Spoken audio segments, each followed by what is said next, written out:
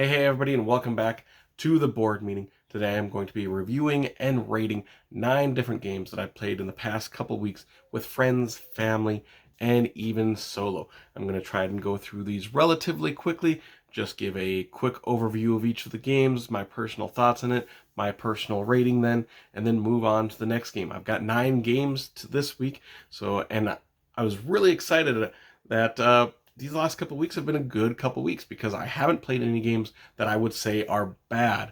Every game that's on this list I enjoyed and would probably recommend to some people, maybe different groups for certain games, but I don't think there are bad games on this list, which is always nice when I go through a couple weeks of gaming without having to play any games that I disliked, actually. So, with that being said, let's just jump right into all of these games. We're going to go from my least favorite to my favorite. And the first game on this list is a family-friendly game that is pretty popular. A lot of people have played this game. This is Qwirkle. In Qwirkle, it is a tile-laying game. You are going to be drawing these random tiles from a bag, putting them in front of you, and then laying these tiles out on your turns and scoring points. And how you're scoring points is you're trying to make rows of these tiles. And in order to place a tile in a row, you have to have all the same shape but different colors in a row, or all different shapes but the same color in order to place these tiles in these rows.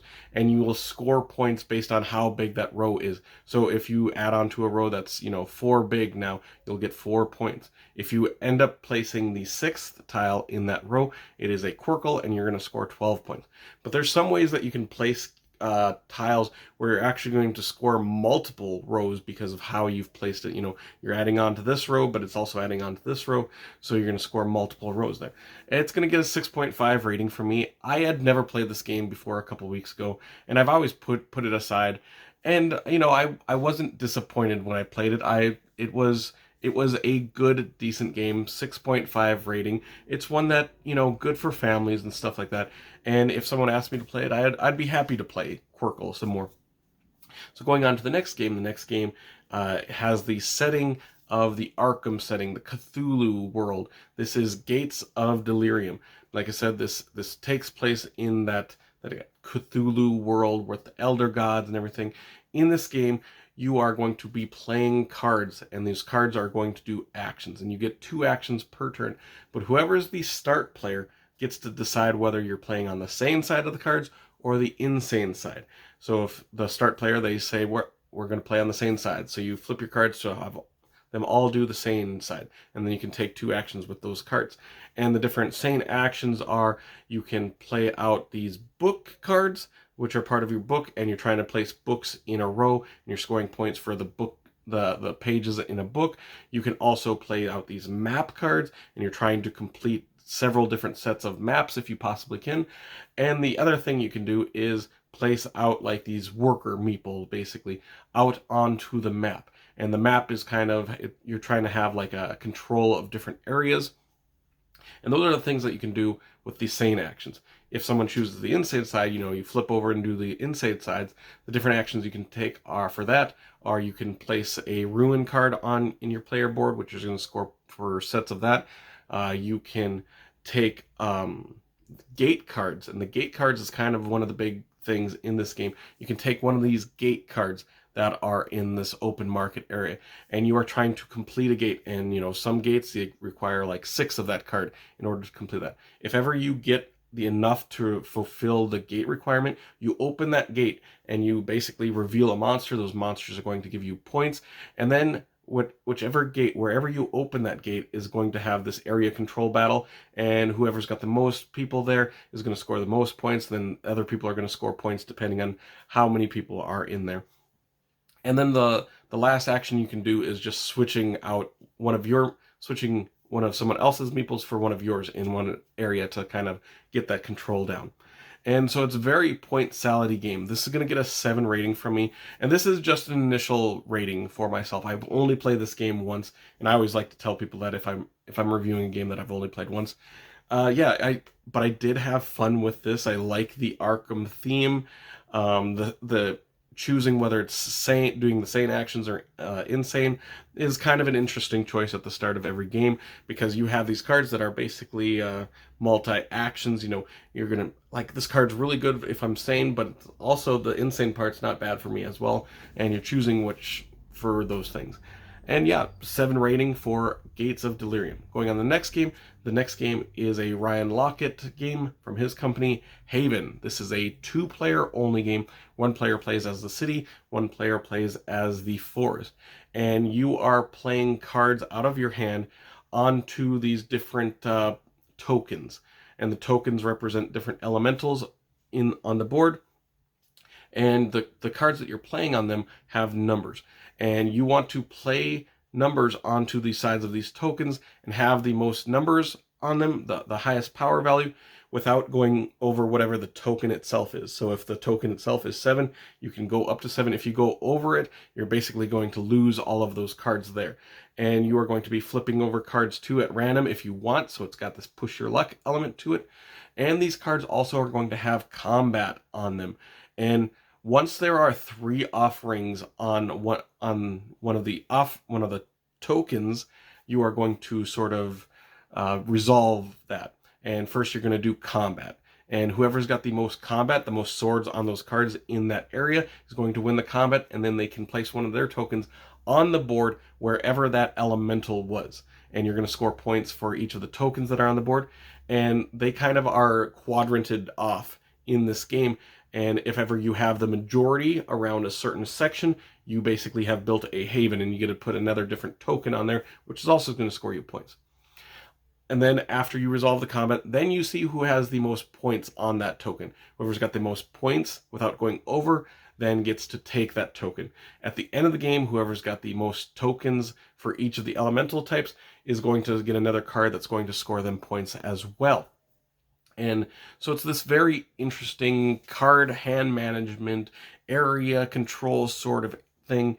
And it's going to get a 7 rating. It's a very smooth, fast, simple game. It's kind of weird to explain it, but once you get into it, it is very smooth, very fast. You know, actions are boom, boom, boom, boom, boom. And you can go through the game really fast once you get into it and know the rules of it. So yeah, 7 rating for Haven. Going on to the next game. The next game is a campaign style game that I was really looking forward to. This is also a solo only game, which I also was looking forward to. This is Legacy of You. This is came out from Garfield Games and designer Shem Phillips, one of my favorite designers. In this game, you are building out canals, and while you're building out these canals to control the water is constantly like rising and pushing against the canals, but you're also fighting against these barbarian tribes that are coming in and attacking you and making you lose things. This is very much like a card game where you have townsfolk, and you're going to play out these townsfolk cards, which are going to get you resources, which those resources are how you're going to then recruit more townsfolk into your cards, and how you're going to defeat the barbarians, how you're also going to build the canals, and you basically have to do a little bit of everything in this game. You know, you build a canal, and then the next round you're going to have to fight off the barbarians. Then you're going to have to go build some more canal, and you're just kind of pushing the edge of almost losing, but not quite, each and every round. This game is also like I said, a campaign style game, and there are different things in the game that will trigger storybook moments where, you know, you did this, so read passage 37, and then that passage, it's gonna give you some, you know, benefit or hurt you just a little bit. And then each and every game, if you win, you get something that will hurt you next game. If you lose, you'll get something that will help you next game, to sort of balance out the easiness or hard difficulty level for this game for each and every player. This is very much a resource management efficiency engine to it. This is going to get a 7.5 rating. I really like the game itself. I think the campaign and the things that were related to the campaign itself were kind of lackluster, actually. The campaign is the guy who's building the canal is just basically writing letters back to his wife, telling her what has happened, and it's usually, you know, maybe like a bear attack, so someone dies, so you lose a townsfolk or something like that. And there's just like little boons and derailments basically along the way, and I just thought it was a little bit underwhelming. So the campaign itself brought it down. I would kind of wish this was just like a sort of a one-shot, and you can play this as just a one-shot, but it is set up to be a campaign style game. So yeah, 7.5 for Legacy of You. Going to the next game. The next game is a small little card game that I backed on Kickstarter. This is Pocket Rails. Now, this is a card drafting game. Each round you start with 8 cards or 6 cards, depending on how many players you're playing as. And you're going to put 1 card in front of you and 1 card into like this open area that everybody else has to put 1 card in. So after the first round, if you're playing with 3 players, you have 1 card in front of you, and then there's 3 cards in that open area that everybody had to play in. And you're going to pass cards until you've drafted all of the cards, and then in the second round you're going to do that same thing, and then you're going to score, and then the third round you're going to do it again and score again. How you're scoring is how this game kind of makes it interesting. You're going to score points in the second round for every color card that is in your section times however many color cards of that color in the open area section. So if you've got 2 cards of the purple cards in front of you and there's 3 cards in the open area, you're going to score 6 points. You go through all of the colors, score them that way. You're going to score points for the goods as well. There's goods on all of these different cards, and you're going to score just the same way like the colors. You're going to score however many goods are in your section times however many goods of that good are in the open area.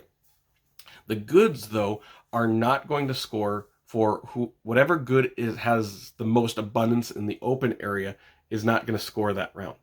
And so after the second round, you've scored. The third round, you are going to score just like that, except there is a negative score in this one. At the beginning of the game, you're dealt a card, and that colored card is going to give you negative points in that third round. The good that is on that card, though, is going to score you twice as many points. So there's a little variance in the scoring for the third round. And throughout the game, you might be taking cards out of the open area and out of your own area, because in your own area, if ever 3 cards of the same color and the same city are put into your area, they go away. And if ever there is 3 cards of the same color but different cities in the open area, those go away. This is going to get a 7.5 rating from me. I really like the concept of this game and everything that goes into this game, but as you might have noticed as I'm explaining the rules for this game, this is a very simple game, but the rules are very fiddly. Like, there's a lot that's going into it, and you have to check the abundance of the goods, and you're taking cards out, and so it's pretty fiddly, to be honest. But I like the actual game itself, and if you can get past that fiddliness of the game, you're going to have yourself a really solid, good little card game. So 7.5 for Pocket Rails. Going on to the next game. The next game is a roll and write of sorts. This is Joan of Arc, Orleans Draw and Write. A very weird name, but like I said, it's part of the roll and write, or verb and write genre of games. This is a sequel, sort of remake of Orleans, a very good, very popular bag building game. And this game uses the same artwork in that game, whether you like that or not. But it uses sort of the same you're doing the same things in this game. But instead of bag building, this one you're going to be drafting actions, basically. At the beginning of every turn, you're going to pull out so many of these little circle tokens, which are going to have people on them. Those people are going to represent different actions that you can take. And, you're just going to be drafting these actions and taking those actions. And most of the actions sort of revolve around moving around the city that you have, and then collecting the goods in there, along with trying to build the certain buildings in there, and move along this book track on the bottom. The collecting goods in the market area. You have to have coins to buy cards, and this game also has an engine building aspect to it, because you're going to be spending your coins on these cards, and these cards are going to give each of those different tokens a new, bigger, stronger ability. So I really like the engine building aspect of this. As far as the game itself, I'm going to give this a 7.5 rating. I like it quite a bit. I still like Orleans better, but this roll and write version of it is easier to get into. It's easier to play. The setup is very, very minimum. 7.5 rating. If I want to play Orleans, but I don't have like the time to, this is a very good alternative, I think. There are some production issues with how they shrunk the roll and write, the mat that you're going to be writing on, but overall, I do like this Joan of Arc Orleans drawn right. Worst name in a game that I've played in quite a while, actually. Going on to the next game. The next game is an abstract game. This is Shobu. Now, in Shobu, you have basically four game boards on there, and each player has two boards in front of themselves, one light-colored game board and one dark-colored game board. You also have rocks on these that are either white-colored or black-colored. One player plays as the white player, one player plays as the black player. Now, throughout the game, you are going to take two actions on your turn. You are going to take one action on your game board, one of your game boards, a passive action, so you're going to move a stone of your color on that, but you cannot attack the opponent's pieces. You cannot hit them and knock them over. Then on the second action, you have to replicate whatever you did for that action on the first one on an opposite colored board. And then on this one, you can actually move, you can push the other player's stones. And you're trying to push the other player's stones off and try to have none of their game pieces on one of the game boards. If you accomplish that, that's how you win this game. I do like abstract games a lot. And this is one that I do really enjoy. I think it looks really elegant on the board. It's going to get an 8 rating. It gives me that chess sort of feel. There's no hidden information in this game. It is just trying to knock off your opponent's pieces off the boards. And I do think it looks really cool, really nice, elegant looking game. So 8 rating for Shobu. The next game in this is a 4th or 5th game in this series of games. This is Kingdomino Origins. Now, Kingdomino is basically the base version of Kingdomino is in this game. And I'll talk about the other game modes in this. But in Kingdomino, it is basically you are drafting different tiles, and then these tiles are dominoes, basically.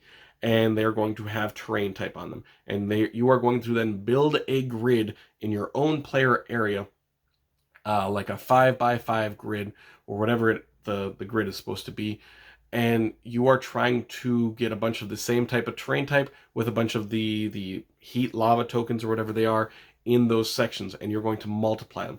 So if you have 5 of the grassland types and there's 3 lava tokens in there, you're going to go 5 times 3 for 15 points. Score that. You're going to score all the different terrains like that. And that is basically Kingdomino, and that is in this game. Now, there is a couple different game modes where in the second game mode, there are resources that are printed on all of these pieces. You're going to get those resources and put them in front of you on those different tiles, and then you're trying to have the majority of each of those resources more than the other people. If you do, you're going to score more points at the end of the game. The third game mode takes that and gets rid of the majority scoring, and you are going to use those resources to buy different types of people and put those people onto your grid area, and those are going to score points for basically adjacency things. It's like this person is going to score 3 points for every fish that is near them. And it basically makes this simple gateway style game more of a gamery type game with a lot more complex issues of where you're placing things in your grid. This one's going to get an 8 rating. This game completely replaces Kingdomino for me because, like I said, Kingdomino is in this game. If you want to play Kingdomino, you can get this and play just Kingdomino. But if you want add a little bit more complexity, you can play the second game mode. If you want even more complexity, you add the third game mode to this. So yeah, 8 rating for Kingdomino Origins completely replaces Kingdomino. I can get rid of Kingdomino now. Going on to the last game of this week, and this is a pretty popular game, an older game though. This is Champions of Midgard. This is a hybrid type of game where it is a worker placement game along with some dice chucking, battling sort of game. Throughout the game, you are going to place out your workers, like in any worker placement game, and you're going to get whatever the resources are, whether they're wood or food. But you can also recruit these warriors. There's like axemen and spearmen and swordsmen, which are going to be dice. And some other spots that you can go to in this game are going to have you battle different monsters or troll or draugrs. And when you do that, you're going to be rolling dice against them with the warriors that you have recruited throughout the game, and you are trying to take them out, and you're battling simultaneously. So if you roll 3 hits, and that takes out the monster or troll, but they hit you back for 2, you're going to lose 2 of those warriors also, and they just go away and die. There is also quite a bit of dice mitigation in this game, so that's one thing that I worry about with these games that are hybrids, that maybe the luck portion is a little bit too much, but there is quite a bit of mitigation that you can do with these dice, so that doesn't bother me much at all. I've only played this with the base game, so don't ask me about the expansions because I've never played with them. The base game itself, though, I think is a very solid, very good game. Nice hybrid style game. 8.5 rating. I really like collecting all the resources around the board and then going out and sending your dice warriors to try to take out these monsters to get the huge points and rewards throughout the game. So yeah, 8.5 for Champions of Midgard. A really, really good, solid game that I hadn't played for years and years. I realized I hadn't reviewed it on this channel before because last time I played it, I did not have a YouTube channel. So I decided to throw this on here. 8.5, a very, very solid game. I'm really liking it. I probably should get the expansion for this now since it's considered one of the essential expansions in board gaming. But that will conclude and adjourn this meeting. Make sure to comment down below about some of these games you've played if you haven't, whether you like them, if you agree with some of my ratings, or if you're a little bit higher or a little bit lower. Either way, if you did enjoy this video, make sure to like and subscribe to see more weekly content from me, Shane, at the board meeting in the future. Hope you'll have an amazing day. Take care.